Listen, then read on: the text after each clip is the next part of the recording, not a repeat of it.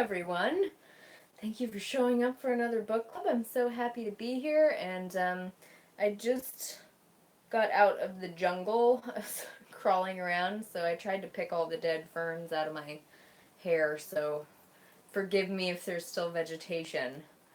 Hello, everyone. I'm so glad you could show up, and I apologize for being a few minutes late, I see now. Okay, did everyone get their reading done this week?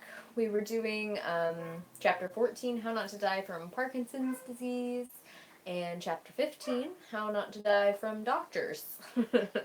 So, definitely two very interesting chapters. I felt like these two chapters were, the Parkinson's disease chapter, because it got so much into all of the environmental contaminations that we're exposed to, that was kind of terrifying.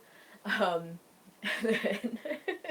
and then the How Not to Die from Doctors chapter is a little more comforting just because I don't tend to go to the doctor too often, but I have, even though I'm an informed medical consumer, I've gone to the doctor and it's very easy for them to kind of overwhelm you with words and diagnoses and not adequately answer your questions, and then just recommend a treatment and not give you an opportunity to even ask questions, and it can just be ridiculous.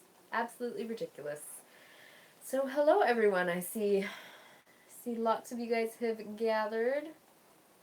5X Disney fan says yes. I worried about all the x-rays I've had in the past couple of years, at least 20. Yeah. Well, the x-rays, it seemed to be like the CT scans that seem to be more of the issue as far as the doctors and the radiation goes. But I remember when I was a kid, because he was talking about the pediatric CT scans. When I was a kid, I was maybe 11 or 12, and I had really intense pain in my side. And so I went to the doctor, had blood tests drawn, everything came back normal, and then they signed me up for a CT scan. By the time I'd drunk all the liquid and gone through the whole thing, the pain in my stomach had stopped. But they were still like, "Oh yeah, well we'll just do the CT scan anyway. Like, better safe than sorry." And then they do the CT scan, and I wasn't moving, but they said that I was moving too much and they couldn't get a good visual. So it was like, I got all irradiated for nothing. But anyway. Yeah, push drugs and don't listen. Amanda, thank you. The smoothie video was fun to film. Alright, so shall we get started? Purely Soul says I probably should be figuring out the stuff I just got for my holistic nutritionist course, but this is much more fun. I'm glad that you're here, Purely Soul. You always have some good stuff to add. Alright. So Parkinson's disease, or what I decided to call a tale of brain trauma and environmental contamination. So, what worries me about the Parkinson's disease and some of the other brain diseases, as far as, my immediate family goes, is that Levi has been hit in the head a lot. Like, a lot. He has been knocked unconscious several times, and he played football, and then he was a boxer for a while and used to get into a lot of fights. So I'm like, this would probably be my primary concern as far as his health goes. So even though you can't go back and, undo the brain trauma, it's definitely important to control what you can. And I know that that's been a recurring theme throughout not only the How Not to Die book club, but on my channel as well, of control what you can, manage what you can, make the changes that you can make, and then genetics, your past, whatever, we'll deal with it as best as we can, but we're going to try to control what we can control, okay? Excuse me. It's my green tea. I'm going to try to stay a little bit more hydrated this time. I tend to just talk and talk and talk, and by the time I'm done with this, I just feel so dehydrated.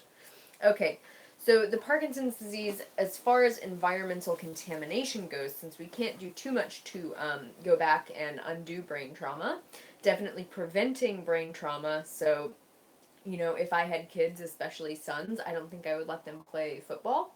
I don't think I would let them get into boxing where they did any real type of sparring and you get hit in the head. And then, just wearing bike helmets and all that kind of stuff. So, what we can control as far as the Parkinson's goes is contamination and what we're exposed to. And I know when I first started getting into health, I got so much into, oh, I can't ever eat out of plastic, or, oh, I have to use all the right cookware and stuff so that I'm not exposed to chemicals, and I don't want to breathe too deeply when I'm walking next to the road. But as Dr. Greger says several times, 95 to 99% of our exposure to these types of toxins are from eating animal products. On page 227, there was a good quote, and this was from the National Cancer Institute's U.S. Presidential Cancer Panel report from 2009. It says the American people, even before they are born, are bombarded continually with myriad combinations of these dangerous exposures.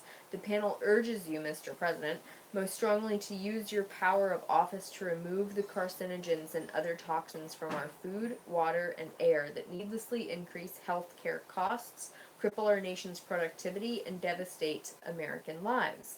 And I feel like the most important part of this quote was it says, we are bombarded continuously with myriad combinations of these dangerous exposures. And most of the chemicals that are tested for safety are generally speaking done so in isolation. So it would be in a scientific lab where they have one contaminant, one chemical, and they test it at certain doses to see when it's actually toxic.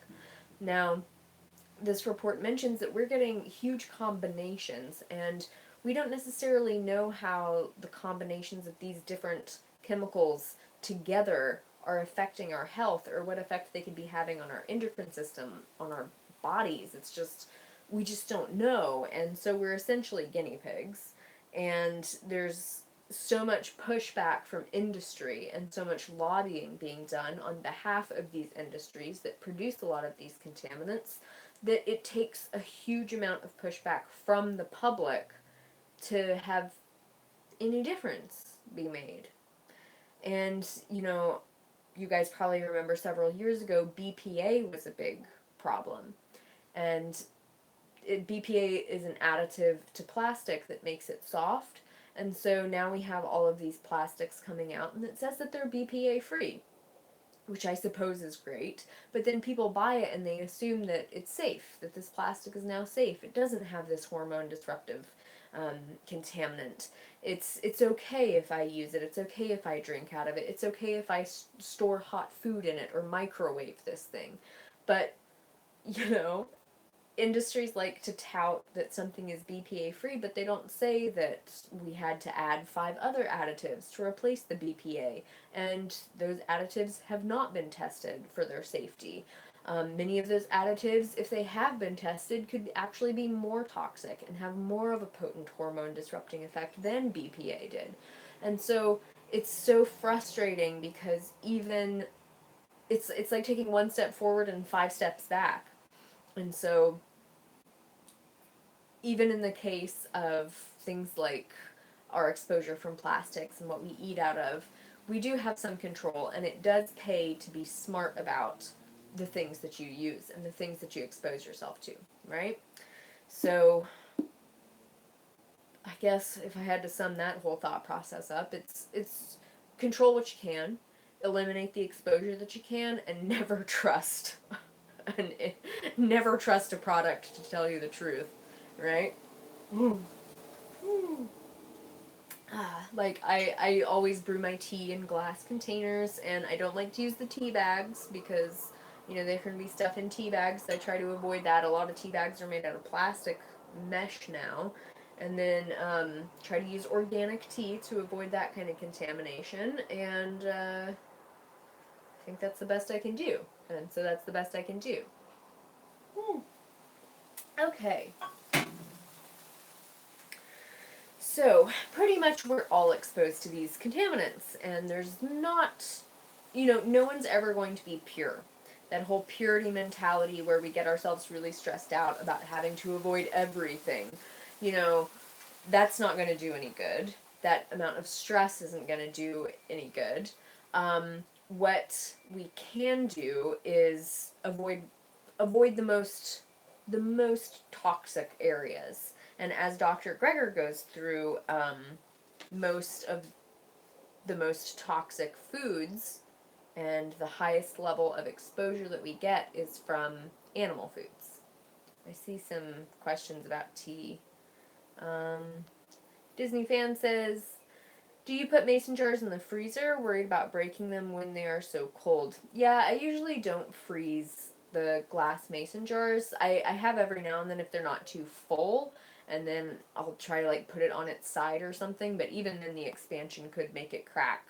Um, I really love my mason jars, so I don't tend to even put hot stuff in them because of the temperature changes. And just over time, if you know, expose them to hot boiling liquids 100 times, they'll crack. So this is like an old salsa jar that I have, but I usually, if I'm gonna freeze my beans or something, I let my beans cool down so that they're room temperature, and then I usually do freeze them in um, kind of like a good, really food grade plastic, which isn't ideal, but it's also, you know, I control what I can without stressing myself out too much. Um, Purely Soul says most companies are so interested in their own profit, so they're only going to try to convince you to buy it. Yep, absolutely. Companies just want you to buy stuff. Blue Sky, did you just pour your tea into your cup? Yeah, so I just throw the dry tea in the bottom and then pour some hot water on top.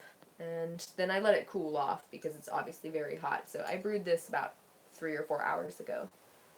Ooh. Ah, Backspace. You got some cold brew hibiscus going. That's awesome.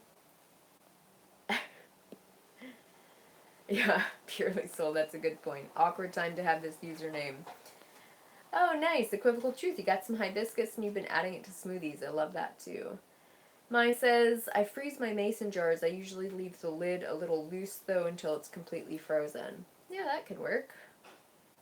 You can freeze round mason jars that have no shoulder. Oh, that's a good point. If they don't have that shoulder where it comes in and the like this is, you know, wide mouth, there's no shoulder, but if you have the narrow mouth ones, you can freeze them as long as they don't have the shoulder. Interesting point. All right. Like minds think alike. Great minds think alike. Yeah, that's right. Great minds think alike, Bryn. Okay. Maya says she always drinks her water out of an old pickle jar. I like that. Okay. All right. So back to it. Dr. Greger went over things like PCBs and DDT, and oh my god, it's just freaking terrible. And it appears that pretty much everyone has it. And the part of this chapter that kind of worried me the most, especially as we keep moving forward, generationally speaking, um, is that, quoting page 228, he says, it appears that the blood levels of some pollutants in women may drop by nearly half during pregnancies. It, I'm sorry.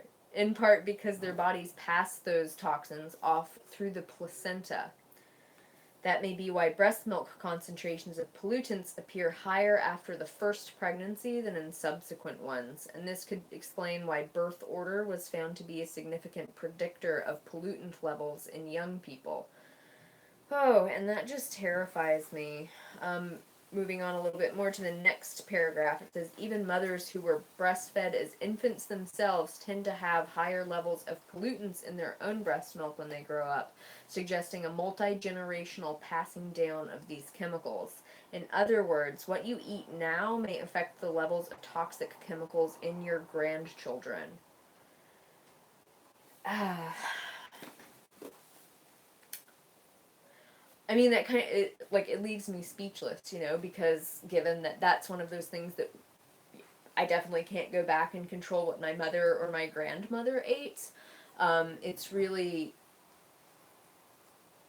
it sucks.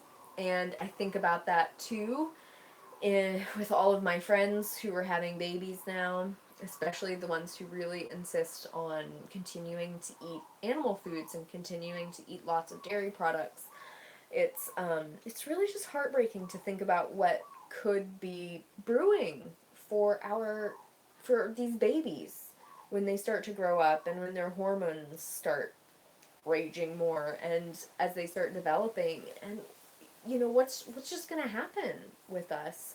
I think about a lot of friends too who struggle with infertility, and all of the people that I know who have the polycystic ovarian syndrome and the hypothyroid and these chronic issues that are plaguing them and really affecting their health in such a negative way. And coming back to, it's what your grandmother ate, and it's what your mother ate. And then, of course, like Dr. Greger mentions, breastfeeding is still best.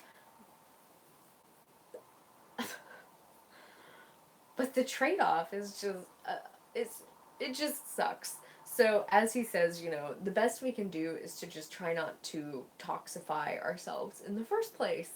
And I guess that's where we have to go with it.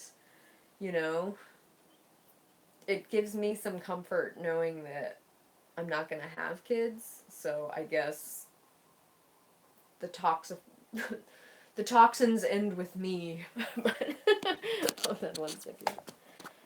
Try to angle this down a little bit more without having it fall. Okay. Check in with the comments right quick because this is kind of scary. Yeah. The pregnancy stuff is scary. I so wish I knew more before I had kids. Yeah, and it's like you do what you can. And now that you have kids, you know that what you feed them really does matter. And trying to reduce their exposure to these kinds of chemicals as much as you possibly can will go a long way. And on page 228 as well, Dr. Greger goes down and mentions too that the number one food source of arsenic among preschoolers was poultry. And so if you just keep your kids off chicken, that would be great. And then of course he goes on to talk about dairy and such more. So if you get your kids off meat and dairy and eggs, your kids will have a much better shot at having a normal endocrine system as they grow up, despite the exposure that they've probably already been exposed to. Okay? Caitlin says, my best friend is struggling with infertility from polycystic ovarian syndrome and tried going vegan for a week. She said it didn't make a difference and went back to eating normally. Yeah, that's a bummer because, I also feel not bad for people, but I understand the struggle that people face too when they're trying to deal with hormonal issues, and they do switch to a vegan diet because some people switch over their diet and they're like, oh, it was like a switch flipped and I just felt great all of a sudden. But when you're dealing with deep-seated hormone and endocrine system stuff, it takes so long. I know that there are so many people who watch my channel. I get their comments, I get their messages of, I've been doing everything right. And I believe them. I believe that they've been doing their darndest to eat a whole plant food diet. I've been doing everything right, but the weight won't budge. I'm still tired, and it takes time. It's hard. It is hard. Yeah. Demon says, I've started quoting Dr. Clapper with, it's the food. Yep, just over and over again. It's the food. Equivocal Truth says, I don't plan on having kids. Does that mean, does that doom me to a toxic death? Well, I don't know about a toxic death, but, the toxins will end with you. I had the thought, too. I was like, is there any way we could do, just morally speaking, this probably won't fly with too many people, but I was like, could we just, a detoxification pregnancy? That's probably not karmically the best. But yeah, Britt says, wow, my grandparents were farmers that grew up on bacon, eggs, and milk. I'm doomed.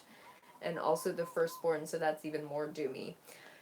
It's hard not to feel doomed when you read stuff like this. I mean, luckily your grandparents probably did grow up before a lot of these toxins were introduced, like the DDT and the PCBs and stuff. So hopefully they grew up and they bred before they got a ton of exposure from these toxins from animal foods. But now we have to be really aware that our levels are building up very, very quickly, and this is not something that's just going to go away.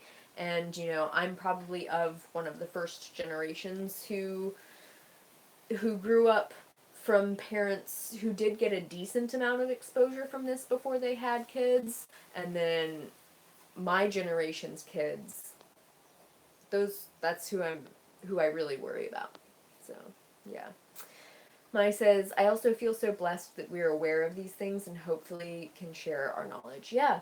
Yeah, and awareness is so key as we read this, and 95% of our exposure is coming from animal products. I'm so excited that so many of us are already vegan and we're not eating animal products, so we are avoiding exposure from a lot of these chemicals, a lot of the exposure from a lot of these chemicals. Certainly we still get some. That's not within our control, but avoiding most of it is powerful. It's powerful stuff. And then the other thing I'm excited about is, again, I've mentioned it several times, but the cultured meat or the clean meat, where instead of meat being grown on animals who have to consume lots of feed that have been soaked in pesticides or other chemicals, instead of getting meat from there, hopefully our society will switch over to getting meat from these stem cell induced pieces of flesh that are grown in incubators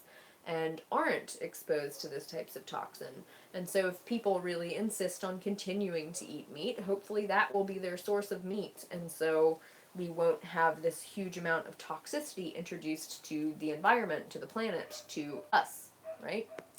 Okay. Oh, you guys got a lot of comments for me. Okay. Shannon, thank you for popping in. Thank you. I hope you enjoy it when you rewatch it later. All right. Dan says, people give me so much crap about not eating animal products while breastfeeding. They say my son isn't getting the nutrients he needs. Guess they haven't been doing the research. Yeah, absolutely. That's ridiculous. You hear it all the time. People say, oh, well, you're pregnant. Don't you want to eat some eggs, or don't you want to drink milk because you're pregnant? No, definitely not. Don't you want to just eat some fish while you're pregnant?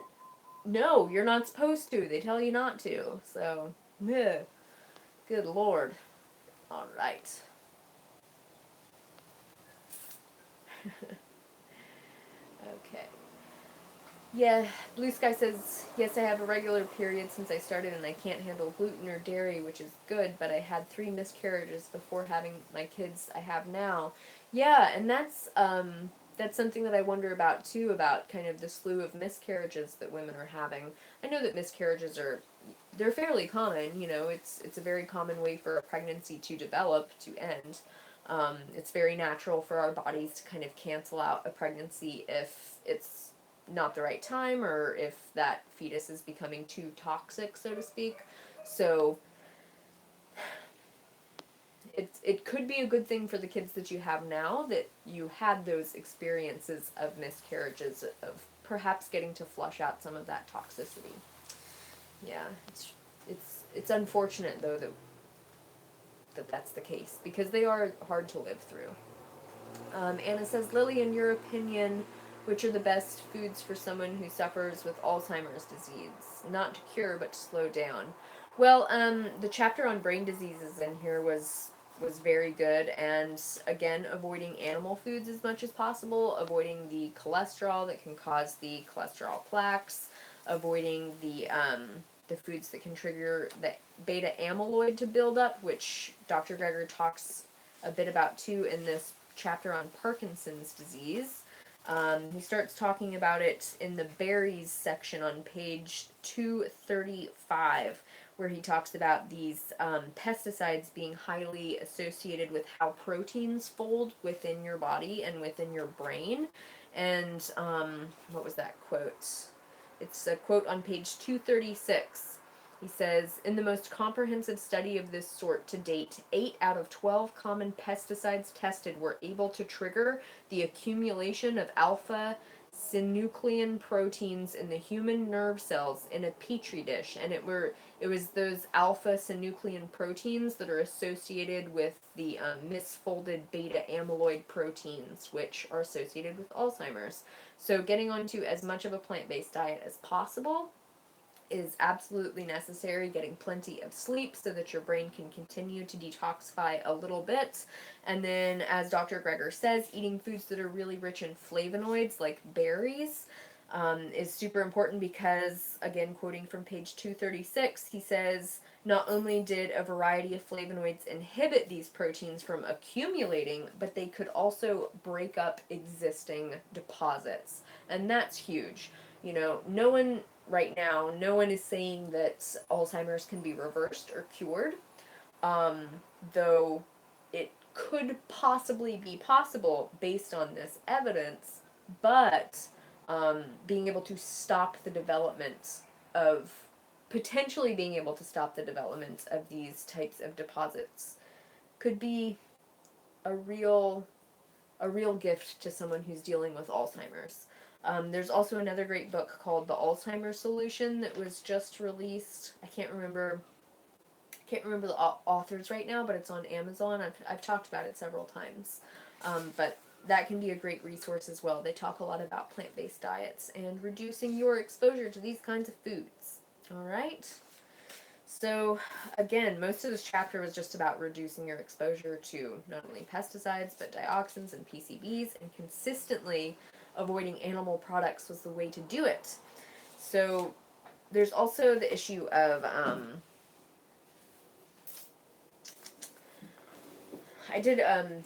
wanted to touch on the contamination of fish as well, because a lot of people take the fish oil and such, or they eat fish because they think it's a health food. Oftentimes fish is kind of like that last flesh animal food that people hold on to because they have some sort of idea in their head that there's a nutrient in fish, usually the omega-3s that they need to eat to actually keep their brain healthy. And given that fish is so contaminated, and you can't get rid of that contamination, it's really worrisome. In my opinion, fish would be one of the first things that you should cut out of your diet to avoid this types of contamination. Lucy W. says the authors of the Alzheimer's Solution are Dean and Aisha Sherzai, excuse me. So that's Dean and Aisha Sherzai. Thank you, Lucy, for that comment.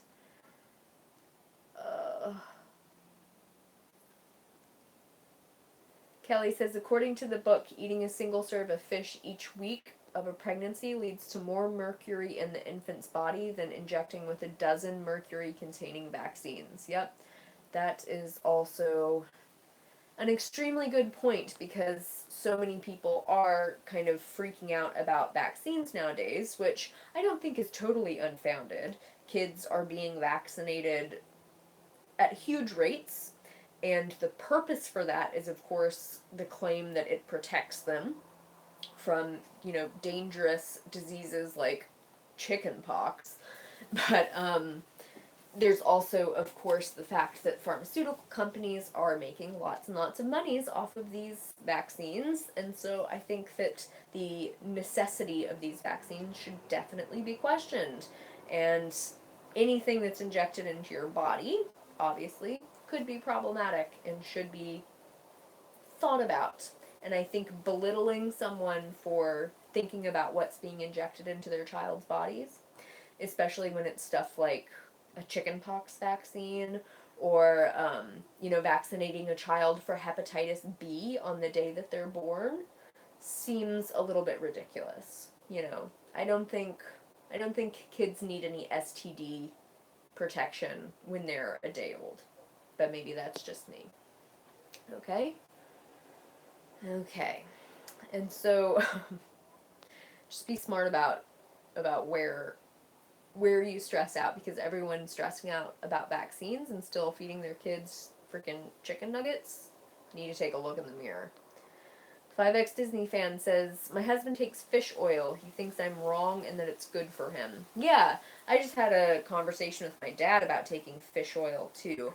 So, my dad does the same thing. He takes fish oil because he thinks that it's good for him and he thinks that it's good for his brain. Now, a lot of the fish oils are filtered so that the mercury is removed, but fish oil cannot be filtered to remove DDT or dioxins or PCBs or other flame retardant chemicals. A lot of the pesticide buildup or other contaminants that gets into fish can't be filtered out of fish oil. So even these companies like Nordic Naturals that advertises them as being, very pure, it's not the case. It's as pure as it can be, but it just can't be all that pure. So my dad, he's had quite a bit of head trauma too. He's hit his head a lot, and so he kind of is wondering if he's suffering from what is it, like the repeated traumatic encephalopathy or something like that, because he's having issues with his hearing and his balance and stuff. And he's taken the fish oil to try to protect himself, and he's taken it for years, and I've been telling him for years not to, whatever. But I sat down with him today, and not today, but this last visit, and just really clearly laid it on the table. You got to get off the fish oil and stuff. If your concern is with your brain health, fish oil is not doing you any favors, okay? If you're worried about your omega-3s, of the same company, Nordic Naturals, they make a great DHA, EPA, and other omega-3 supplement that's algae-based. And because that algae is grown in tanks, the contamination levels are very controlled. So you're not getting the same contaminants from PCBs and dioxins and DDT and all of those other things that could end up affecting how your brain is able to function. And you can still get those omega-3s if that's what you're really worried about. Okay? So Nordic Naturals, they sell it on Amazon. I actually did start taking a DHA EPA supplement a couple of months ago from Nordic Naturals. I buy it from Amazon. I haven't noticed any real difference in my brain quality or skin quality or anything like that, but it's just a gap that a lot of people like to fill in. I'm filling it in at the moment just to see if it makes any change, but that's definitely an option. You do not have to take fish oil. It's not a health food. Fish is not a health food. It might have been like slightly healthy at one point in history. That time is over. Okay? The time of fish being a health food is over. Okay. Lizzie, she says she's trying so hard to stay awake for this and failing. Looking forward to watching this tomorrow. Alright, I hope you sleep well. Thank you for trying. Okay. Purely Soul says, oh my god, guys, I work at a health food store and fish oil is so popular, it hurts. A customer just came in today saying the algae-based vegan omega supplement we recommended reversed floaters in his eye. Interesting. I won't tell him that he's wrong, but sometimes people get a little interesting with what they associate with what. Okay. Lucy says, I take the algae DHA stuff a few times a week, but I don't know if it makes any difference. Yeah, it's hard to say if it makes any difference. I'm the same when I supplement. I'm notoriously inconsistent with the DHA EPA supplements. So if you're supplementing omega-3s, I actually think that my habit of accidentally forgetting to either take or not take my supplement is probably a bad thing, because if your body is exposed to DHA and EPA on a regular basis, it slashes the amount of ALA or other omega-3 precursors that are converted into short-chain fatty acids, or no, long-chain fatty acids. Anyway, your conversion rate of omega-3s goes down if you are taking in external omega-3s. So since I'm taking in external omega-3s right now, I know that my conversion from flax seeds and such will be lower, so I need to make sure that I do get what I need from those supplements. Otherwise, I could perhaps create a gap for myself, right? Okay. Alright, guys. Good night to everyone who's dropping. I so understand. I so understand. Alright. So, continuing to go through. So, how can we protect ourselves from developing something like Parkinson's? Because even though reading this chapter feels so much like doom and gloom, it's important to still be proactive. So, Dr. Greger goes over, obviously, get rid of the animal products. As you can see from the example that he had in here, was he was talking about the feed that was given to fish and chickens. It's on page 230, where he was talking about that, and like the industry just doesn't care. Sure, it's laced with all sorts of toxins, but whatever. People will still buy it. People will still buy it. So get rid of the animal products in your diet, and you can cut down about 95% of your dioxin exposure, and it can get up into like the 99th percentile for some other toxins. So get rid of the animal foods. He does mention that smoking is protective. And I have to say that even though we've been over so many times how horrible smoking is, just because I am concerned about this for Levi, I was like, maybe I should make Levi smoke. Or maybe I should like put Nicorette patches on him so that he can get a little bit of the nicotine, because the nicotine does appear to be surprisingly protective against Parkinson's.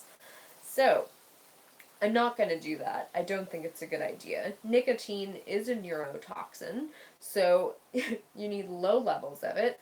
I will say, luckily, Levi's parents were smokers when he was growing up, so he did get exposed to some secondhand smoke. Hopefully those carcinogens haven't triggered some kind of lung cancer, but maybe they've been able to prevent some of the Parkinson's since he is at a higher risk because of that brain trauma, right? Lucy says, I was actually a little bit disappointed in this chapter. My partner's mom has Parkinson's. She just went vegan, so yay. But I wish there was a little more about how to slow down progression and not just prevent getting it in the first place. Yeah. I feel you there. Unfortunately, there's just not a lot of information about what can slow down progression. I was happy with the berries chapter, or not the berries chapter, but the berries section, and then there was the coffee that he mentioned as well. That people, I think it was people who were having 2 cups a day of coffee or 8 cups a day of green tea could decrease their Parkinson's symptoms. So that was one of the few really proactive parts of this chapter. But yeah, I feel you, and right now we just don't know. We just don't know what to do for this. We don't know how to stop it. What else is really important? Dairy is also obviously an animal product, so getting rid of the dairy is so important. Oh, and back to the nicotine. Sorry for skipping ahead there. Peppers, like bell peppers, are actually pretty high in nicotine, so we can get dietary nicotine from stuff like peppers, possibly some tomatoes. Eggplants were found to be pretty low. Potatoes were really low in nicotine, so those aren't great sources, but definitely getting more bell peppers into your diet can be a great way to get yourself exposed to dietary nicotine, which does not appear to have the negative effect that nicotine from smoking would have. So you can get that protective effect without the negative effects of nicotine. So, yes, I'm definitely feeding Levi some peppers and lots of tomato products. Avoiding dairy, avoiding foods that can affect your uric acid levels. And this is one of those things where I read it and I was like, wait, I thought uric acid was really bad for something. And sure enough, if you have too much uric acid, it can cause gout. But if you don't have enough uric acid, it can affect your brain's ability to protect itself from oxidation. So apparently you need enough uric acid, but not too much. And as Dr. Greger mentions, apparently the sweet spot for uric acid is on a plant-based diet. So I don't doubt that, given that plant-based diets are so great at A, treating gout, and B, protecting the brain. So it's it's a good thing. All right.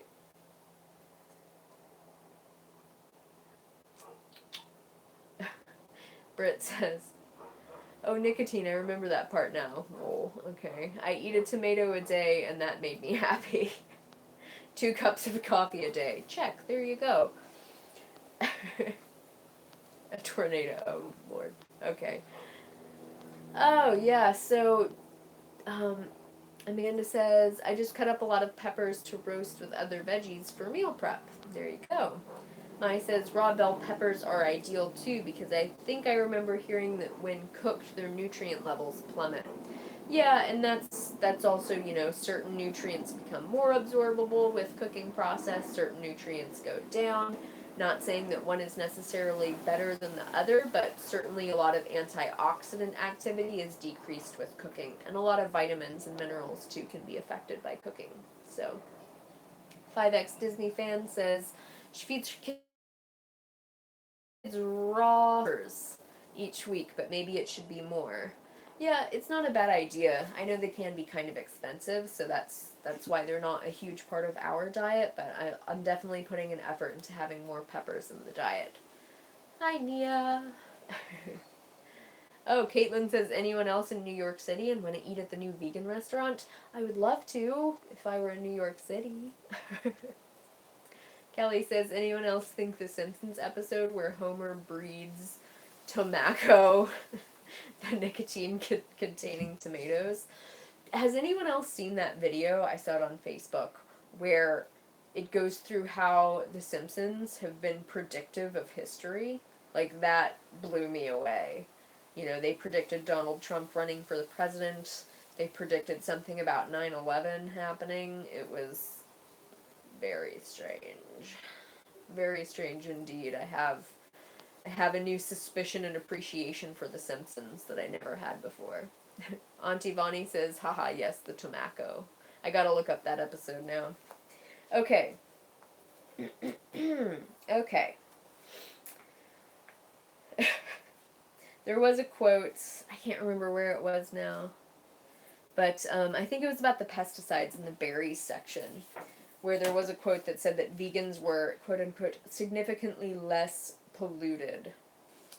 And that's an important thing to think about, because you have these pesticides, and when we're talking about pesticides, as Dr. Greger mentions, it's not just pesticides that are sprayed on crops or anything, it's also the pesticides that we spray inside of our own houses that can be quite toxic. He says on page 235, the use of common household pesticides like bug sprays is also associated with significantly increased risk.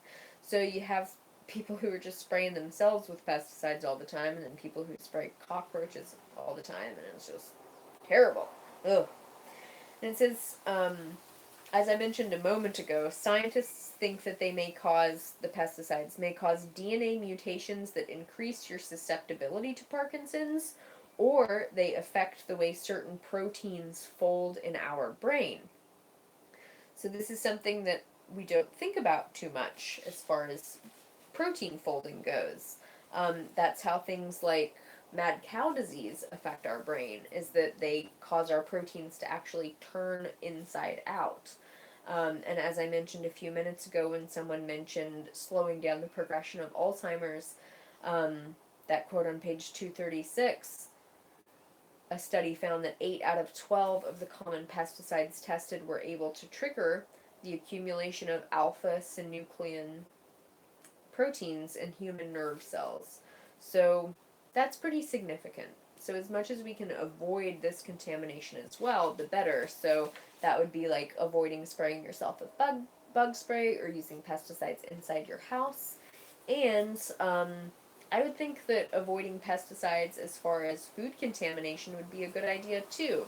I know that Dr. Greger isn't huge on the whole organic is always better train, but I feel like this would be a good time when avoiding pesticides by eating organic whenever possible and practical and financially feasible would be a good idea. Right? Alright. Mai says, when I was a kid, my parents lathered me in bug spray and sunscreen. Yep, mine did the same thing. I always get kind of annoyed when I'm at the beach and they're parents there and they're just freaking out about their kids, There's bug spray, there's sunscreen all over them, then they put on a rash guard on top of the sunscreen, and the kids are all in the swimmies with the floaties and the life jacket. And I'm like, alright, if you're that scared, just don't let them go near the water, Just don't let them go near the water.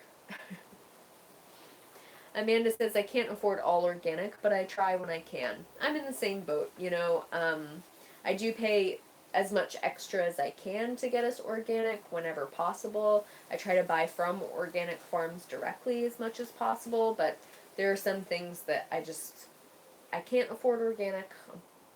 I hope one day I can, but I am really encouraged too by stuff like all of the organic foods that are now available at Target, and I understand that it's not the ideal level of organic, but it's better than nothing. So if I can get organic berries and stuff from a place like Target and it be relatively cheap, that's definitely a good thing.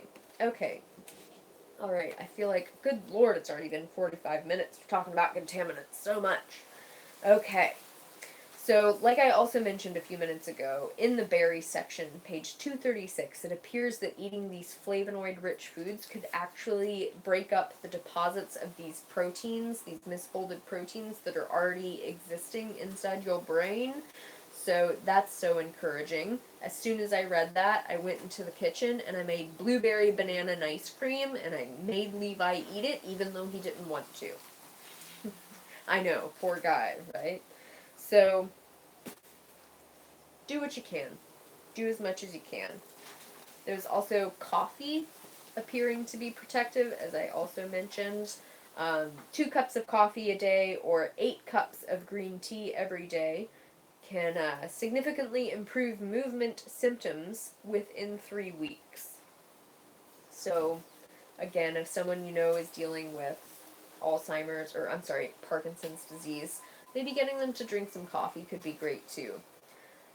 Obviously, though, with stuff like coffee that does contain caffeine, coffees, teas, that kind of stuff, where the caffeine is protective and you might be taking in a lot of it, just remember that affects nutrient absorption for certain other nutrients like B12, like vitamin D, and like DHA and EPA. So if you're taking in caffeine consistently, consider supplementing with those. Vegan sources, of course. All right. Yeah, and Mai brings up a really good point. Coffee can be really pesticide-y too, but if you filter through paper, that reduces your exposure a lot. Yeah, that's something that's important to consider, is the pesticide exposure from places like that too. So again, am really encouraged that there's a fairly affordable organic coffee that's available at Target. We usually buy ours from the health food store. It is more expensive there. So, if you want to get your coffee organic from Target, there's a great option. Again, it's probably not, perfect organic, but it's better than nothing. If you can afford organic fair trade coffee, go for that, right? All right, Bryn, I hope you have a wonderful week. I will see you next week. Thank you for stopping by. All right, chocolate is me fave. Hello, Lily. I am late. What did I miss? You missed the Parkinson's chapter. We are officially getting onto the How Not to Die from Doctors chapter. Whew. Lordy, Lord. Okay. So, How Not to Die from Doctors. I used this phrase a few minutes ago, but I'll say it again. Being an informed medical consumer.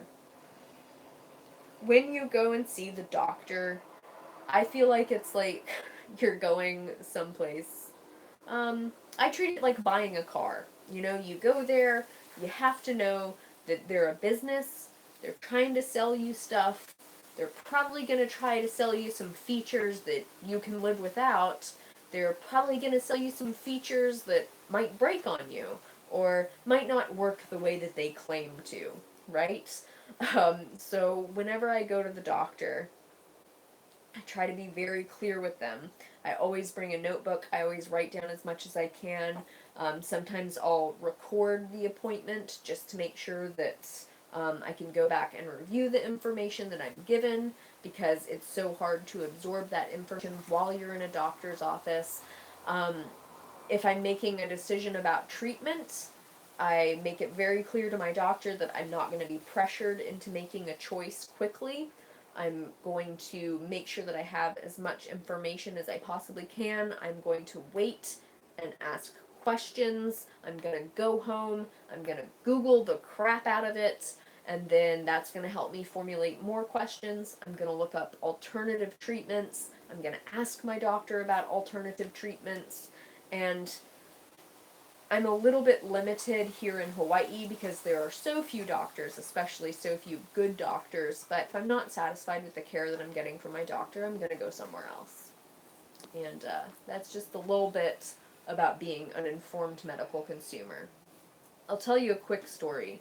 I went into my doctor, to my gynecologist, it's like 2.5 years ago now.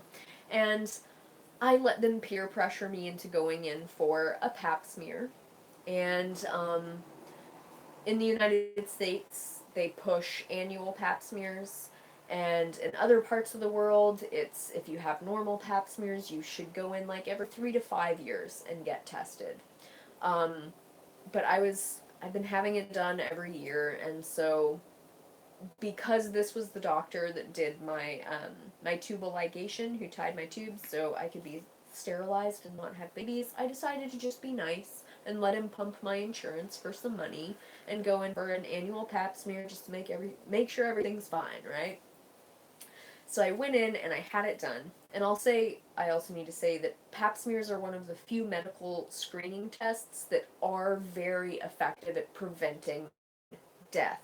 So pap smears are great. Mammograms, PSA testing, maybe not so much, but pap smears are great. We probably don't need them as often as we get them, but that's aside the point. An annual pap smear probably isn't going to hurt you, unless you go to my doctor. So I went to my doctor. They call me up the day before Thanksgiving, and they're like, yeah, it came back abnormal. You're going to have to come in for a colposcopy. And I was like, what the hell is a colposcopy? And they're like, oh, doctor's just gonna look at your cervix. And I was like, he's gonna look at it. And they're like, yep, yeah. It's always great when you get that answer from a doctor or a receptionist when they're like, yeah, I think so. So I make the appointment, and I go into the appointment a few weeks later, and I had researched it. They hadn't given me any information, so I researched it. I went in with my list of questions. I go in, the nurse takes my blood pressure and everything, and had my questions. She's like, okay, well, you can just, get undressed, or we'll be in a minute. And I was like, I have questions, like, I need to ask questions about my lab results. I had already requested a copy of my lab results, and they looked at me like I was speaking Martian.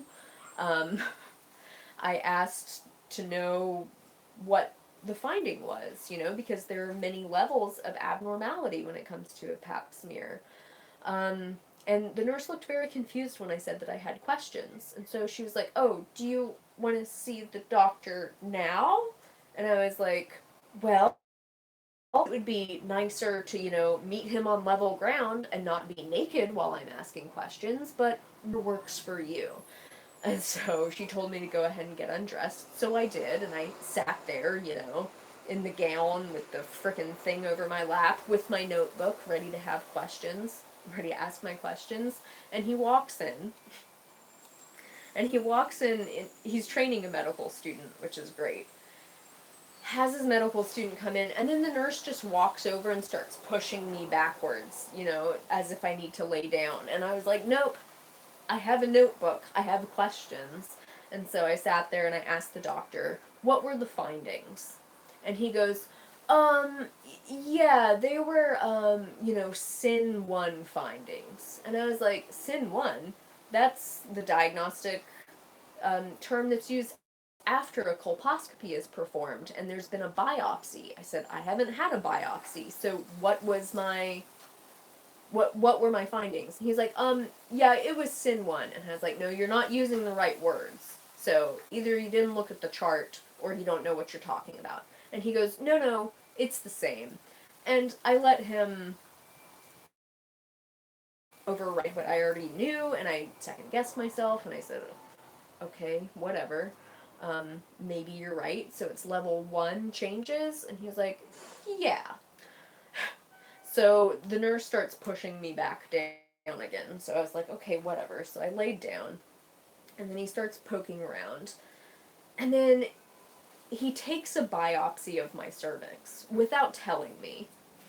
Because they had just told me that he was going to look at my cervix, right? And he takes a biopsy of my cervix, even though he was looking at it, and he said that it looks perfectly healthy. He said that to the medical student that was with him. He takes a biopsy, which hurt like hell, and I was like, "What the fuck?" And I sat up and I was like, "What the fuck are you doing?"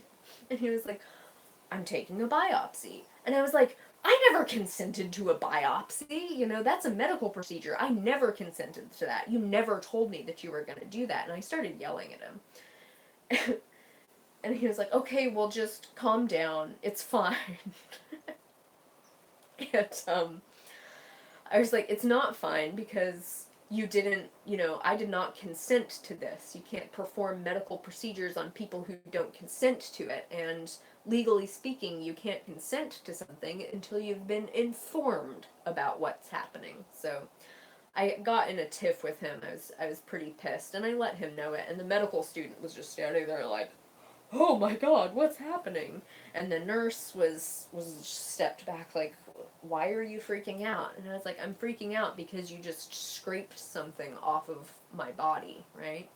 So, anyway, are you guys talking about? Sorry, someone's asking about, I think maybe pap smears and if they're painful. Pap smears are not painful. Biopsies of your cervix are painful. So that's not nice. But anyway, I was pretty pissed.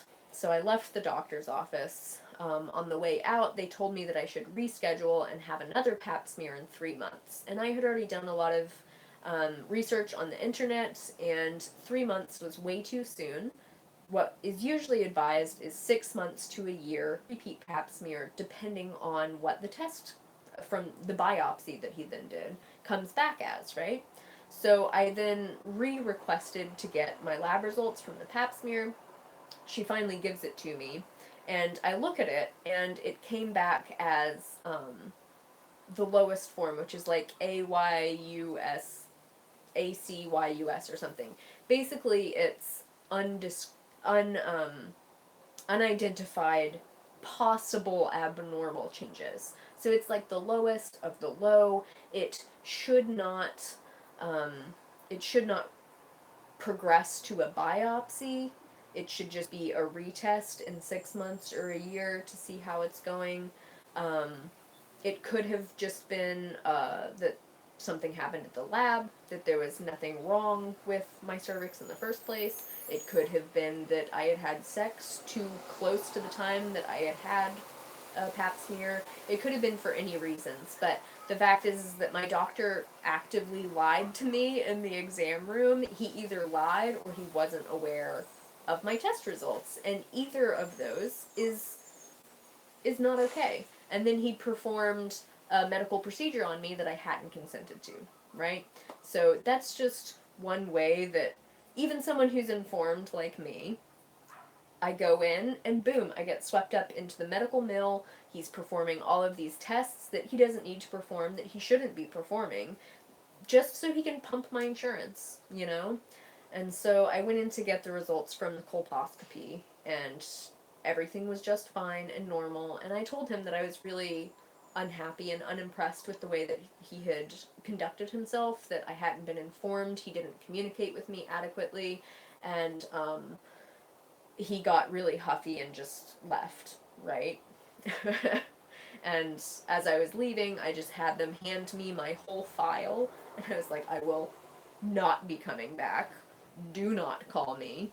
This man is a greedy little idiot. And he was a bit of an idiot when he sterilized me too, but I was so desperate for a doctor who would actually do it that I just let him do it. So, anyway.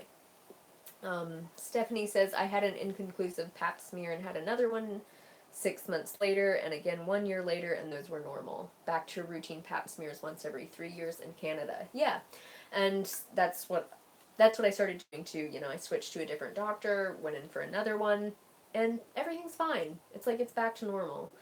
Um, it's just it's back to normal if it ever was abnormal in the first place. But that's just a great example of how you can get swept up and then have, you know, I had when the biopsy was done, that was a significant trauma to my cervix. And that could have triggered changes that could have been precancerous. And so doctors really got to think about this shit before they just do it as if it has no consequences. Right?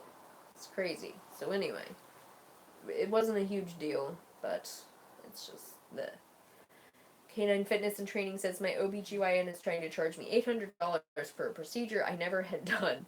Any to-dos to challenge that with the establishment so it doesn't go on my credit as unpaid. My doctor is in California. I'm in Nevada. I'm not sure if you go through insurance, but if you call the insurance company and tell them that your doctor is charging you something that never happened, usually the insurance company will take care of it.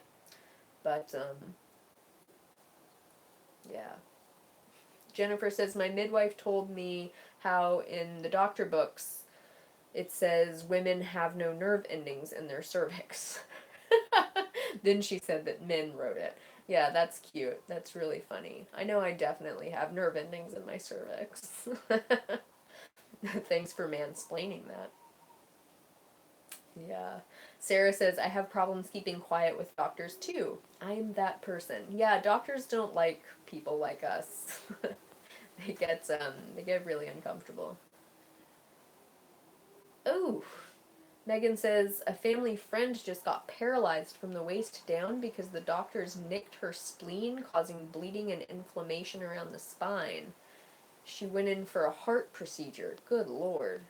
Yeah, I mean, there are risks to everything. There's risks to every medical procedure, and that's something that people gotta, they deserve to be informed of. Purely Soul says, my mom actually ended up getting a thyroid biopsy, if that's the right term, and nothing was actually wrong. Yeah, doctors get paid per procedure.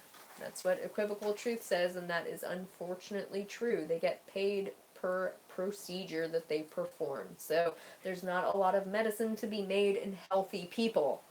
Lady T says, no way, I can't believe I just joined the video and we're talking about pap smears. I had one this morning. Congratulations, I hope it comes back normal. Stuff like this makes me dread going to the doctor. I went to various doctors for months for lightheadedness and nausea, and the closest I got was, something is wrong with your left ear. Yeah, it's tough. Oh, okay. Canine Fitness and Training has no insurance. I'm not sure exactly how to pursue that. Maybe there's some sort of information with the California Board of Medicine. You might be able to report them to that, but I'm not sure. Maybe even just threatening to report them or reporting them would be enough to get them off of your back.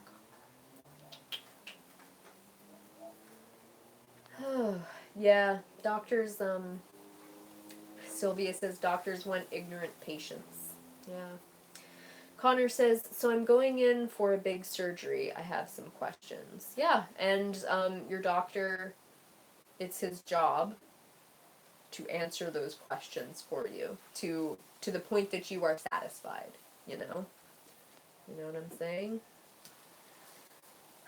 Sherry says, I had a 3D mammogram for the first time after years of 2D. They said I needed a biopsy, which was torturous. No cancer, thank goodness, but the fear as a cancer survivor was awful. Yeah, mammography ends up with quite a lot of kind of false positives. So a lot of women getting like, oh my god, I might have cancer, and then it turns out to be okay. Mammography is definitely one of those double-edged swords. It sounds like since you've had breast cancer in the past, that it is a good idea that you get checked out, you know? I look like I smell like pee, says Connor. Okay, I'm going to, oh, come on. Did they take away my ability to block people?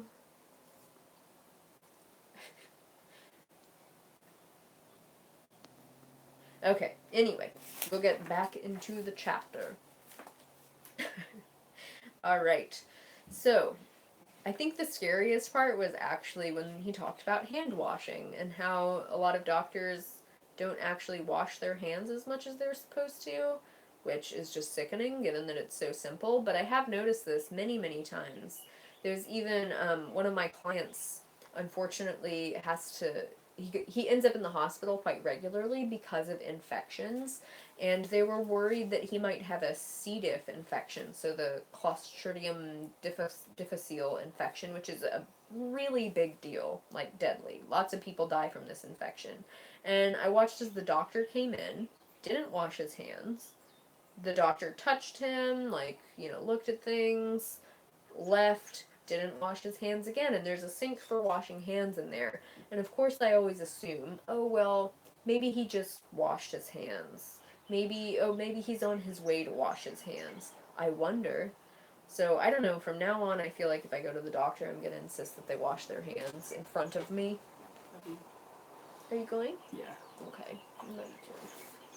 God, she got me.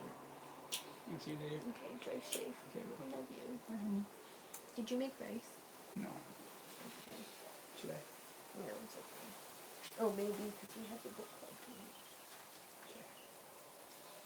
Okay. I love you. Did you know that doctors don't wash their hands? I guess it sucks. No, they have to. They have to scrub, don't they? Well, before they go into surgery. Mm. Okay. Bye. Okay. Bye, honey. Oh, Lord. Okay.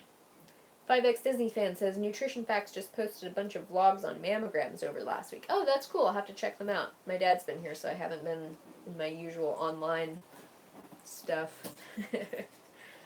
Oh.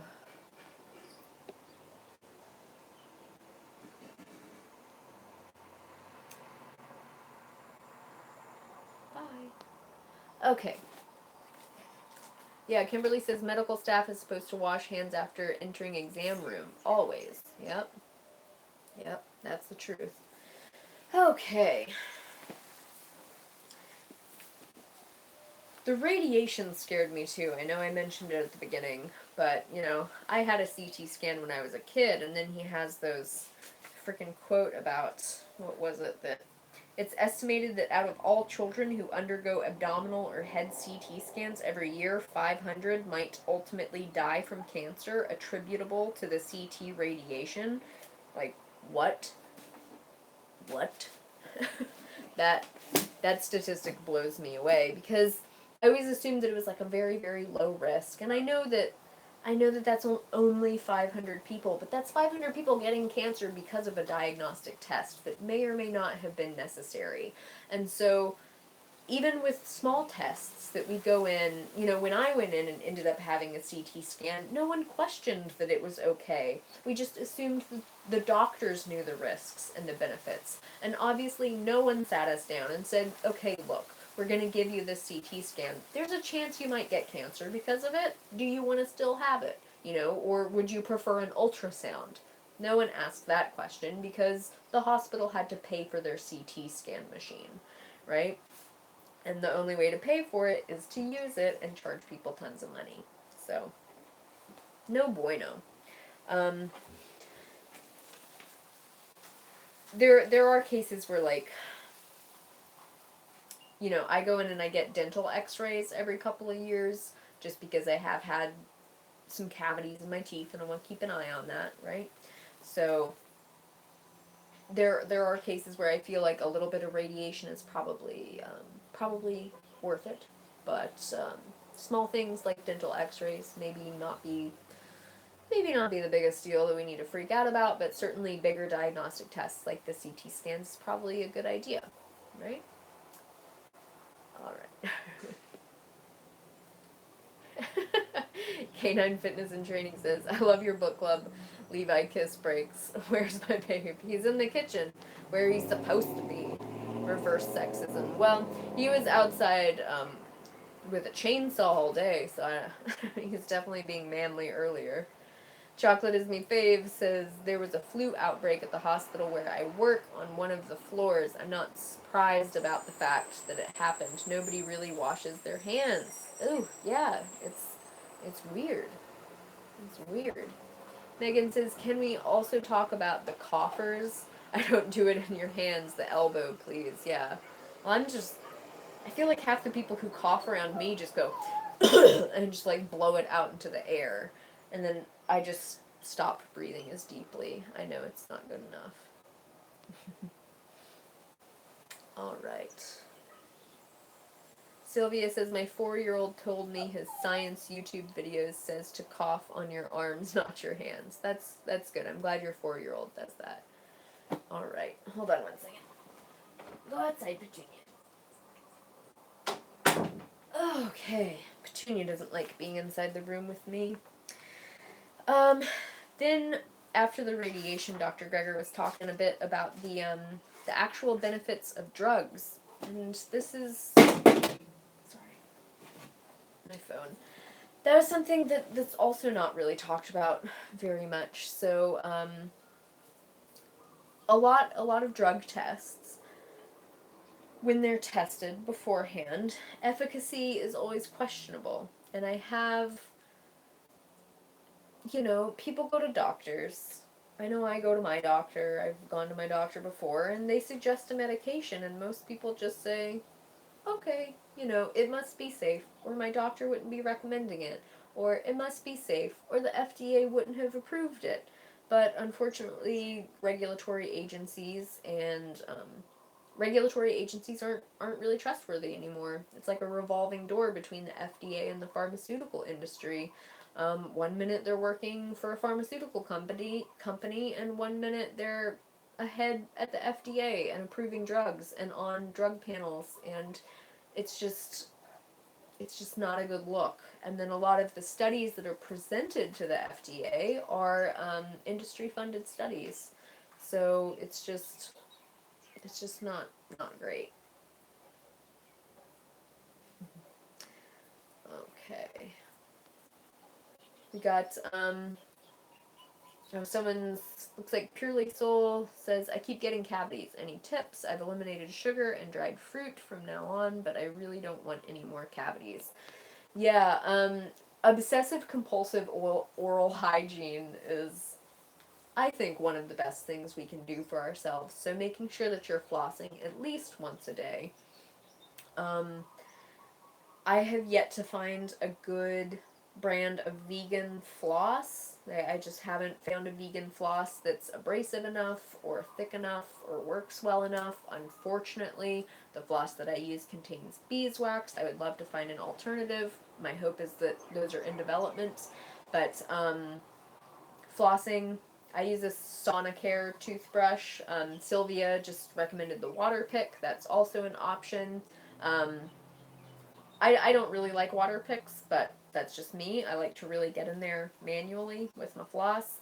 An alcohol-free mouthwash is also really important. And Dr. Greger recently did a video about oil pulling, indicating that oil pulling can actually degrade your enamel. So I would recommend against oil pulling. There's not good evidence to support it. So I wouldn't do the oil pulling, but if you do swish, like I have a mineral-based mouthwash that I get from Concentrace brand through the health food store, and I'll swish with that for maybe like 20 minutes, right? And just keep swishing, and that really helps. I also really like the charcoal. I use that once a week, a little bit of the charcoal whitening powder, and that seems to get plaque off of my teeth so well. And what I'll actually do is I'll brush with the charcoal, and then I'll floss while the charcoal is still all over my teeth, and that seems to work really well too. Okay. Yeah, maybe not the oil pulling anymore, right? It's, I tried it a few times too, and, I was always suspicious, because I was like, well, if I just swish around my own saliva for 20 minutes, I feel like that would probably be even more effective, but whatever. Whatever. Anyway. Purely Soul says, could you just put the concentrate drops into some water and swish with that? Probably. I don't see why not. The Concentrace brand mouthwash does have stuff like peppermint oils added into it, so it does taste a little bit more, oral hygiene-y and fresh. But that's your choice. I would imagine that the Concentrace drops would be just fine as well. It's probably the same ingredients as the one that you paid extra for, right? Okay. So, definitely when we're talking about prescription drugs, you go into the doctor's office and say you have high cholesterol, they tell you, oh, you should eat better. They don't really go into detail about it. And then they just prescribe you a statin, which has all of these side effects like muscle wasting and muscle weakness and brain degeneration. And they don't really mention those so much. That's just in the fine print. And they say, oh, those are pretty rare. They definitely don't mention the potential increased risk of breast cancer that we read about last week either. Another great part in this book was when he was talking about the aspirin, and then I mentioned in my video that I put up a couple weeks ago about how I deal with my cycle and how I deal with any pain or cramping that I might feel in my cycle. I mentioned that I use cumin, ground up cumin, as a source of natural salicylic acid, which is the active ingredient in aspirin. So there's definitely ways that you can get the benefits of aspirin without actually taking the drug aspirin, which, like most painkillers, tends to eat away at the lining of your gut and contribute to things like ulcers and leaky gut syndrome and stuff like that. So switching over to natural sources of salicylic acid like spices, chili pepper, paprika, turmeric, cumin, those were the primary ones that Dr. Greger mentioned. You could also go out and chew on willow bark if you want to be that person.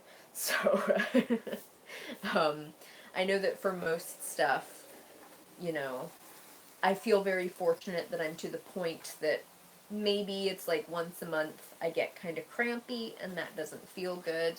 But, most of the time, if I get a headache, I know that I need to drink more water and lay down and make sure that the bones in my neck are aligned. So I feel like I know how to deal with a lot of the aches and pains that come up instead of taking painkillers as kind of a cover-up, But if you do need some painkillers, you can definitely get them from natural Whole Foods, right? All right. Megan says, I grin and bear it. The pain reminds me I'm still alive. Yeah. Mai says, it's the same thing with high blood pressure medication. They just keep increasing the dosage. Yeah, it's absolutely crazy. They don't spend any real time talking about the dietary changes that could drastically reduce your blood pressure within a few days. It's absolutely ridiculous. Leslie says about the cavities, mineral toothpastes and K2 pills fixed my old tooth that came in deformed. It was always pitted and brown for 20 years, but now it looks almost normal. Oh, interesting. Mineral toothpaste, is that like a specific brand? Let me know if there's a brand that you like, Leslie. All right. Morella says yoga fixed her high blood pressure. Yes, I'm sure it can definitely help. And, do doctors talk about yoga very often? No. Megan says not dealing with assholes helps my blood pressure. Yes. I know there's sometimes when I'm in Target or something, or trying to talk to people at the county planning department, and I just feel my blood pressure going up, and I'm like, don't have a stroke. Don't have a stroke in Target. Don't have a stroke in Target. Leslie says, coral white is the only one I've found so far that I like. Okay. I'll look into that. Jennifer Flower says, the willow bark really works. Not that I've chewed on it, but I had to take my dog to the vet because he overdosed on it. Oh, poor thing. I didn't know willow had that about it at the time. So I guess your doggy was just chewing on the willow bark? Oh, poor guy. Poor little doggies. Alright. Oh, and this brings us to the colonoscopy part, which I shouldn't laugh about because it's terrifying, but can we all just sit and appreciate this quote from page 248 for a second that says, In extremely rare cases, the cautery can ignite some residual gas and cause the colon to literally explode. And I just need to stop and ask, like, what does that look like? What does an exploding colon look like? Is it like one tear or rupture that could be potentially fixed? Or are we talking about just like an exploded colon and they bleed out on the table? I need to look this up and read about this because it's freaking terrifying. But it says even like death from colonoscopy is rare, occurring in only about 1 in every 2,500 procedures. But I feel like a lot of colonoscopies are done every single day, and so we're talking about a lot of people dying. Like, that's insane. That is insane. And I know that so many people, so many people go to the doctor. Like, I went back to a different gynecologist. Thank you. But I went back to a different gynecologist, and I always mention, they take my history. And my maternal grandmother died from colon cancer when she was 48. She was really young. And so she said, okay, well, you should probably start having colonoscopies when you're 40. And I was like, no, I'm not doing that. And there are other options. I asked her, like, are there other options around here? She's like, no, not really. And in the United States, that's true. Other options aren't nearly as common, and it's certainly more difficult to find doctors who perform these alternative therapies. But Dr. Greger mentions that there's the sigmoidoscopy, which is just the first part, the sigmoid colon, which I guess is the last part of your colon before it exits. You can have that done. And then there's stool testing, where you poop in a cup and they just analyze it for basically the presence of blood, is my understanding. And if everything and you're doing that on a regular basis, then perhaps there's not a reason to insert a 5-foot long scope into your colon that could potentially cause an explosion. Just saying. There was, Dr. Greger mentioned on page 249, he says, about halfway down the page, to what extent though do doctors inform patients of their options? Researchers audiotaped clinic visits to find out. They were looking for 9 essential elements of informed decision making. This is the basis of informed consent, which include explaining the pros and cons of each option, describing the alternatives, and making sure the patient understands these options.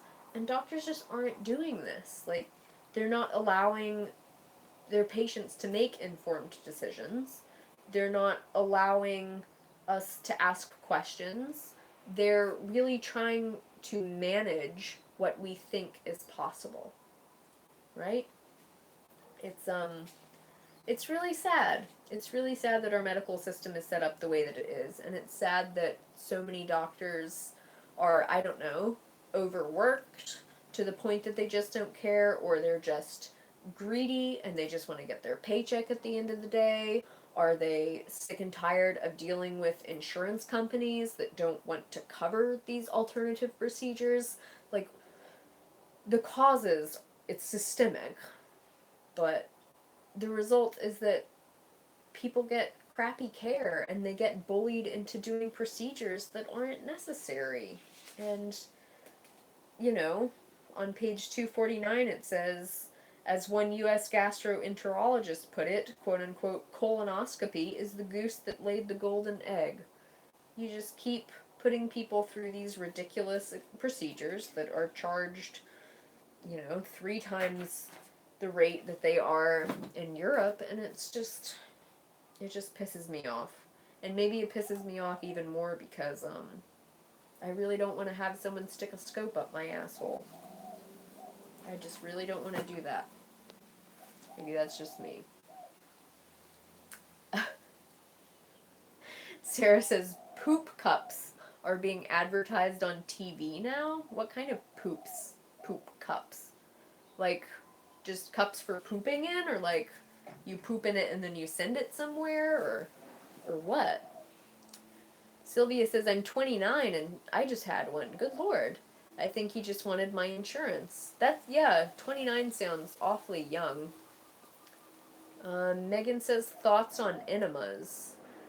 I mean, enemas can definitely be necessary if you're like severely constipated and have to kind of break stuff up so that you can go.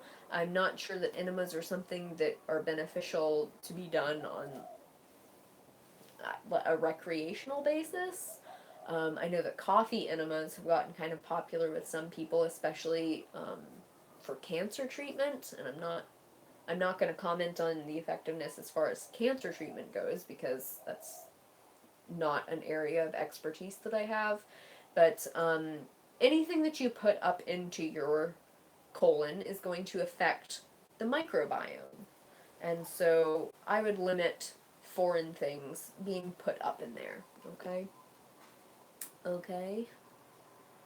That's just my thought. Sylvia says, I have GERD, so he claimed I might be bleeding internally, which I found ludicrous. Oh, okay. So that's why it was recommended, but it's interesting. Isn't GERD is usually upper gastrointestinal tract, so that is interesting how he decided that a colonoscopy was warranted. Yeah, very strange. Celia says it's interesting in some ways we've come so far in medicine, but in many other ways not at all. Yeah, it is interesting. Okay, Sarah is clarifying about the poop cuts. She says, just poop and drop your cup in the mail. No biggie. Get your test today. Is that to test your microbiome or something? That would be hilarious. Sarah says it's for testing your colon stuff. Yeah, of course. Kimberly says doctors are limited by best practices. Yeah, doctors, it's not like I think that they're evil. I think that most doctors got into the jobs that they did because they want to help people and make a lot of money. Or just make their families proud or get their dad off their back or something. But in the United States especially, there's a lot of red tape, there's a lot of humans are very litigious in the United States, so doctors are very scared of getting sued.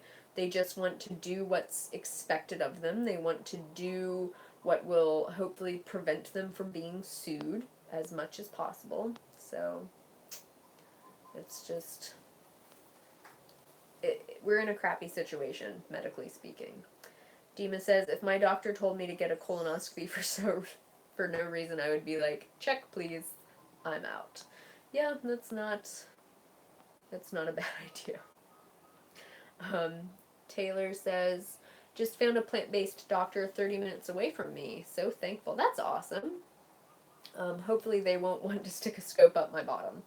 Yeah, well, I mean, certainly there are times for that, but I want to make sure that it's the right time. And also, don't they pretty much anesthetize everyone for colonoscopies now.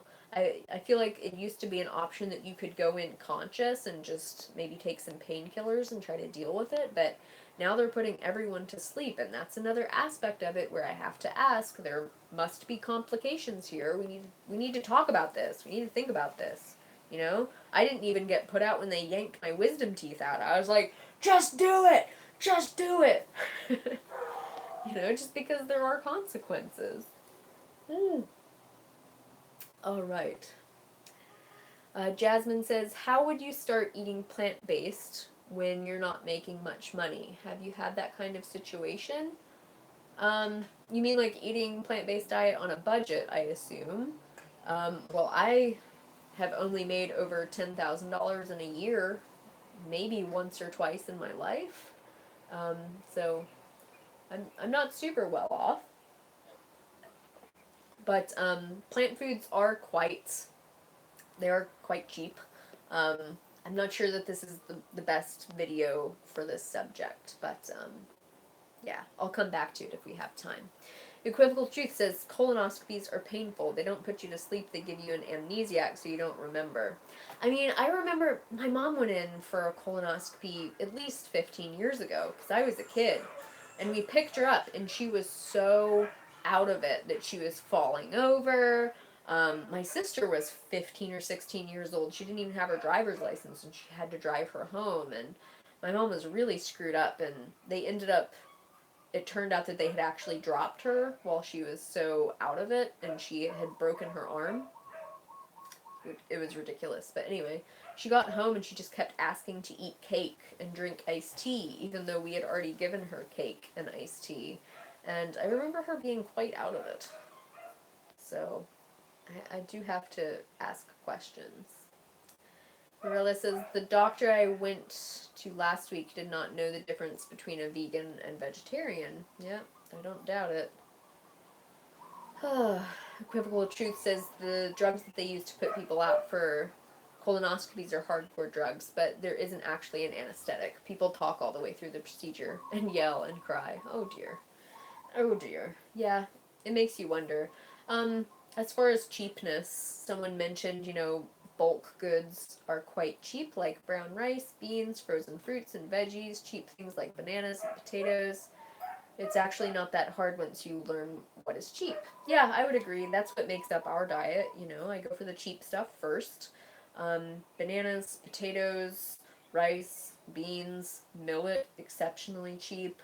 Um, and I go for all of the cheapest foods first, like, black beans, incredibly cheap. Brown rice, cheap. Whole oats, really cheap.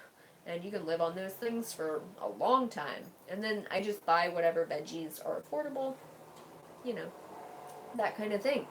Okay, so if anyone has any other questions about the chapter on doctors, um, please feel free to ask questions.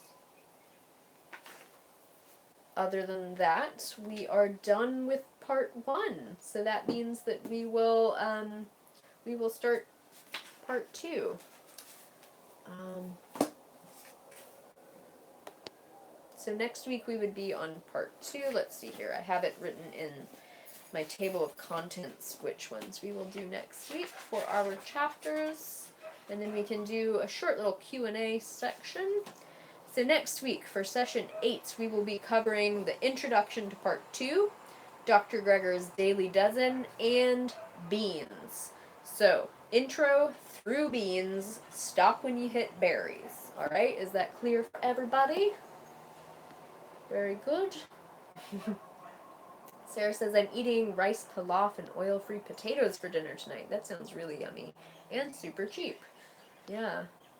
Leslie mentions eating dried beans goes a lot further than canned. Absolutely, especially considering you have to eat like 3 cans of beans to feel satisfied. And canned beans are often really high in sodium, so I like to cook my own so I can control what's in them. Morella says you should put a donation section on this chat. A, I'm not sure how, and B, I would rather you guys spend your money on whole plant foods and stuff like that and keeping yourselves healthy, because even though I don't make a lot of money, I am okay. And I honestly, I don't need more money.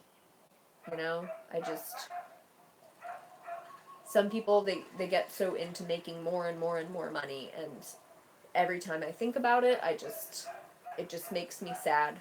It just makes me sad when people get into this thing of always needing more, and I'm good.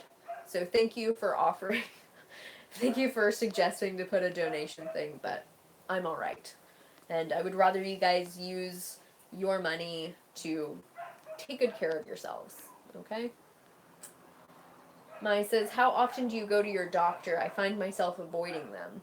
Yeah, the more that you go to the doctor, the more tests that they'll try to run, the more things that they will potentially find wrong with you that aren't actually life-threatening or don't actually need to be treated. As far as a GP goes, I'm in the middle of switching. Once our insurance switches over and I get onto Levi's insurance, that's why we got married, I am going to go to our new doctor and just kind of get like a full workup done, get my cholesterol tested, BP, make sure, just get a good blood test done and see if there's anything going on. After I get a good physical and check my cholesterol levels and stuff like that, I probably won't go to the doctor for another 5 years unless something bad happens. You know, I know people suggest physicals every year, and you should always get your flu shot, and no, you need X, Y, and Z, but I also tend to avoid them just because the more that you go, the more that they're likely to suggest. And we're also switching over to Kaiser, and I have to say, I kind of appreciate the way that Kaiser does things as far as trying to keep people healthy more and recommending whole plant food diets, plant-based diets, instead of just drugging people to high heaven. You know, I feel like Kaiser has started to figure out that there might be more profits in keeping people healthy. So hopefully they'll figure it out. Alright. Other than that, gosh, I went to the doctor a couple years ago because I had a swollen lymph node under my neck. And I was just a little creeped out by that. She looked at it, she said, it's probably not a problem, but whatever. Anyway, Equivocal Truth says, Kaiser is pretty good, but my assigned doctor is a bit of a flake. Yeah, well, that's, you know. Alright. Demon says, the combo of those 3 foods, I guess like beans, rice, potatoes, do really well for me. It's filling and tasty. I so agree. Yeah. Kimberly says, I would like a video on sauces, dressing, dips, etc. I'm challenged in this area. I'll see what I can do. Mara says, what blender do you recommend? I want a Vitamix, but I'm on a budget. Yeah, I have a Vitamix. I haven't used a Ninja, although my dad has a Ninja and he says that it works just fine. I've heard lots of reviews of Ninjas that are good. I got my Vitamix 4 years ago, and I got it refurbished, so it was about $100 or $200 cheaper. It was still around $300, I think, which is pricey, but it's refurbished and it works great, and it works. It hasn't broken, you know, and it blends stuff. Before I had the Vitamix, I just had an old blender from Walmart, and that one worked just fine too.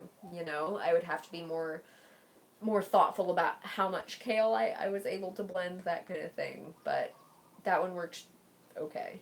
I've heard that the NutriBullet is pretty good.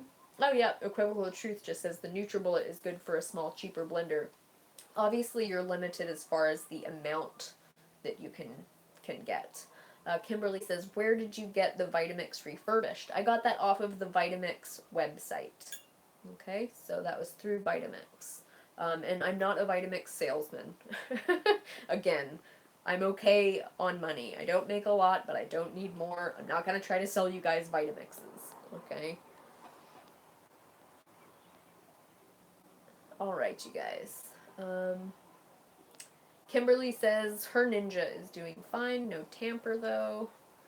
We had to replace our tamper for the Vitamix, too. I got one on Amazon, and it's great. The replacement tamper. Julia says, how do you feel about Hawaii independence? Oh, that's a very complicated question. I'm definitely well aware that the way that Hawaii was taken by the United States, it was illegal, it was not right. They overthrew the Hawaiian government, which was in place and doing just fine. And I feel that that is a really horrendous thing that was done. Then most of the land here was stolen from its people. Indigenous Hawaiians were driven off of their land so that it could be given to sugar barons for sugar plantations and pineapple plantations. Then there's the issues about water rights, where water is often channeled away from its natural route so that it can irrigate these same plantations. And it's really disgusting what the United States has done. As far as Hawaiian sovereignty goes, I support Indigenous Hawaiians in the path that they feel is best for them. I know that there are some really wonderful leaders as far as the sovereignty movement goes, and they're very clear on how and why it should happen. I'm definitely not an expert in that area. I do feel like Hawaii is in maybe not a vulnerable place, but a very strategic place as far as the rest of the world goes, so would Russia try to take Hawaii? If it was again sovereign, would Japan try to occupy Hawaii? It's hard to say. But I do think it should be acknowledged that the United States illegally overthrew Hawaii, stole its land from the indigenous people, and have not done a very good job at at preserving this place. And now, of course, we have all the international corporations coming and buying up huge amounts of land, and you have people like Oprah Winfrey who buy up huge swaths of coastline, and Mark Zuckerberg, and they buy huge parcels of land. Oftentimes, they try to buy up pieces of land that are owned by Hawaiian families, and they try to take that land too, as if they have a legal right to it. It's quite complicated, but it's a difficult situation. I would love to see a law put in place that only Hawaii permanent residents can buy land here, right? I would love to see that law put in place. If you're not here for at least 11 months out of the year, you shouldn't be able to own land here. That's what I think. I don't think you should be able to own multiple properties, because you have a lot of people coming here and they buy multiple properties and then they live back on the mainland or something, and then they just rent out those properties here and use them as income properties. And that's disgusting too. Like, it all just makes me want to throw up out of anger. Anyway. Dima says, at school they were watching Liberty Kids, and one of the characters was complaining about how they needed the British to keep the Indians off their borders, and I was in the back like, oh my god. Yeah. Purely Soul says, what do you say to traveling to Hawaii? I remember your video talking about it. I'm now wanting to travel and would love to travel there, but is it an intrusion to the Aboriginal or Indigenous people of Hawaii? As far as traveling here, I would say, as far as traveling here or wanting to move here, I know that it feels very hypocritical for a lot of people to sit here and for me to say, white people should be very thoughtful about moving here, when obviously I'm a white person and I moved here, and I was not particularly thoughtful about it when I did move here. But as far as traveling or moving, the most important thing that you need to bring with you when you get to this island is a sense of humility and understanding that you are not entitled to this place. If you come here with an attitude of entitlement, then that is definitely an imposition on the indigenous people of Hawaii, even people just trying to live here or make a living. If you come here with humility and curiosity and kindness, and if you are really purposeful about doing your best to understand and embrace the spirit of aloha, of giving, of kindness, of understanding, of love and compassion and all of that. If you're purposeful about humbly fitting in here, then come and visit. And I can't speak for the indigenous people of Hawaii, but it's great to come here and spend your tourist dollars here, especially if it's with not, like, if you're not staying at the Hilton, and just giving your money to a multinational corporation who overcharges you like crazy and then pays people who work for them, local people, the bare minimum wage, right? Okay.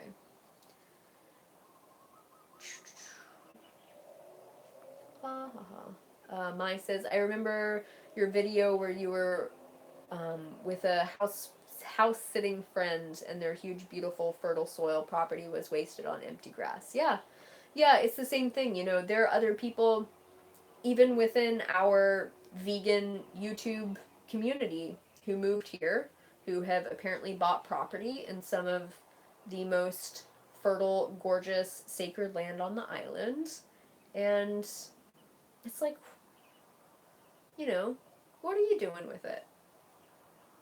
What are you doing here with your big house and your gate in your white people's neighborhood and your lawn? And, and the other thing too, I'm a white person. I have money from my family, and that money was made from oil drilling and selling real estate in Texas. You know, that's where my family's money came from. And if I use that money to move to Hawaii and buy myself a huge property and then put a house on it and a big lawn, and what? What is that about? You know? It's shitty, and it raises property prices for everybody else. It makes it so that indigenous people can't afford to live here anymore. That's why Las Vegas has a huge population of indigenous Hawaiians, because they have to move, because they can't afford it. Because people like me with my outside money come over here and snap up property, and then we all own it. You know, and we're not growing food for other people. Maybe we grow some food for ourselves, but I mean, I'm not doing large-scale agriculture, and I don't know anybody else who is either. Oh, anyway. All right. Jennifer says it's too bad we cannot reverse time. Or just, yeah, reverse time or reverse people acting like assholes. Anyway. Chocolate is me fave says, or no, someone else. Okay, Alley Cat Girl says, maybe a TMI situation. That's what we're known here. But I got a menstrual cup and I can't get it in, and I've tried multiple ways of folding it, and I watched a few videos on how to do it, but I'm still having trouble. Any suggestions? Alright, Chocolate is me fave says, I used a menstrual cup for the first time last month. I recommend using water-based lube to put it in. Yeah, that can definitely be helpful. So when I use my menstrual cup, I always put it in the shower. I put it in and take it out in the shower. It makes it 100 times easier for me. I, have one foot on the ground and one leg is hiked up on the shower wall, just to get everything open and prepared. And then try to relax as much as you can, because if your pelvic floor muscles are contracted, you're never going to get that thing in, and it's going to be uncomfortable, right? So try to relax the pelvic floor, let it go. Water-based lubricant can work just fine. I know some people have recommended coconut oil before, but I'm not a big fan of putting coconut oil near my hoo-ha, because it tends to encourage the growth of fungus. But anyway, I like the fold where you just fold it in half and then half again, right? And then just get it up there and kind of wiggle it and push it as much as I can, and then it comes up. Bye, Sylvia, thank you. And then once it's in, I give it a good twist to get rid of any air bubbles or anything, right? So that's my tips. Relaxation is the most important for me, and getting myself into a good position, which is standing in the shower with one foot up the wall, okay? I hope it works out for you, because, once you get it, it's much easier, but, just figuring it out can be really tough. And always remember that, your vagina goes back. It doesn't go up. It goes back. It took me probably 2 months to figure that out when I was 15 or 16 and trying to use a tampon for the first time, and just in the bathroom sobbing for 2 hours trying to figure out how to get the tampon to go up, until I figured out, oh, my vagina goes back and then up. Right? Okay. Yeah, fungal isn't... Yeah, everyone's now saying, isn't coconut oil antifungal? I know that that's what they claim. I have never experienced that as being the case with coconut oil. If coconut oil has ever gotten near my hoo-ha, I end up having some issues as far as, yeast or fungus growth. And then just having coconut oil here in the tropics, keeping coconut oil at about 80 to 90 degrees or anywhere close to body temperature for any length of time, and coconut oil starts to grow all kinds of fungus. So I'm not entirely sure what coconut oil company made that up, but I have not found it to be the case. Right? Okay. So maybe we'll end it here. It's been an hour and 10 minutes. I'm a little tired. Alright. Alright, you guys. Well, thank you so much for doing the intro of part 2. the Daily Dozen, and then the Beans chapter as well next week. I will see you guys back, and I hope you all have a wonderful week. Hopefully I will be back to my normal grind of working on videos because my dad has left, and I'm feeling recovered and rejuvenated and ready to get back to work. So, thank you so much. I will see you guys next week. Thank you. So lovely to spend time with you all. All right. Bye, guys.